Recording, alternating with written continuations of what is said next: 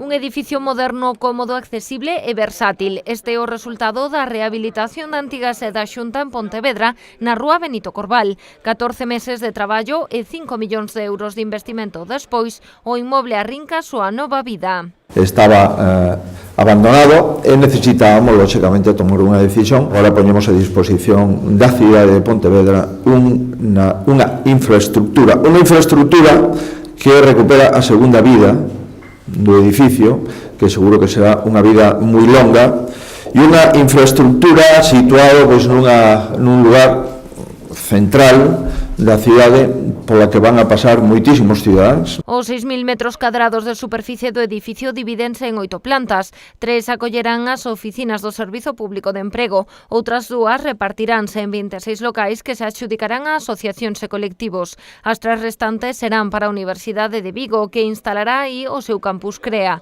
Tamén conta cun soto con salón de actos. Que é un activo arquitectónico da cidade que estaba nunha situación de deterioro e que agora vai a ter uns usos variados, necesarios.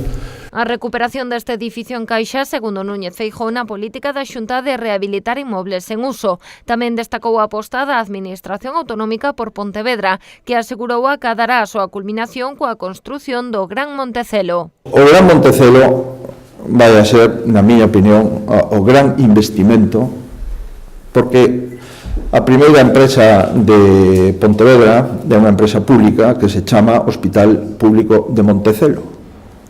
E agora vamos a ampliar ese hospital prácticamente o doble, e unha vez que acabamos de ampliar ese hospital vamos a remodelar as partes do hospital que aínda non están remodeladas, e, portanto, vamos a facer aquí algo para que quede. Un antes e un despois dos mandatos do señor Feijóo respecto a Pontevedra, non? Eu dixeno públicamente, no cual non é ninguna, así como os 2 primeiros mandatos foron así un pouco escasos, vamos a poñelo entre comillas escasitos, pois estos foron un pouco máis productivos e eu agardo que daqui ao final de mandato se poida chegar a acordos en beneficio de Pontevedra. A estas 2 actuacións sumaránse os novos edificios da Parda cun orzamento de 20 millóns de euros que se inaugurarán este verán e a rehabilitación da Ponte da Barca xa rematada, tamén o proxecto da estación intermodal de Pontevedra.